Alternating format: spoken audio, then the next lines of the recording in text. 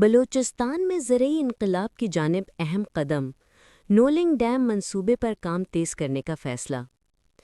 بلوچستان میں آبی وسائل کے مؤثر استعمال اور زرعی ترقی کے لیے اہم پیش رفت کرتے ہوئے نولنگ ڈیم منصوبے پر کام تیز کرنے کا فیصلہ کر لیا گیا۔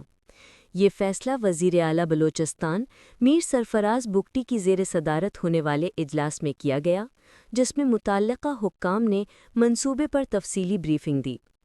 وزیر اعلیٰ میر سرفراز بگٹی نے اجلاس سے خطاب کرتے ہوئے کہا کہ آبی منصوبے صوبے کے زرعی مستقبل کے ضامن ہیں، جبکہ بلوچستان میں پانی کے ذخیرے اور مؤثر استعمال کے لیے جدید حکمت عملی اپنائی جا رہی ہے۔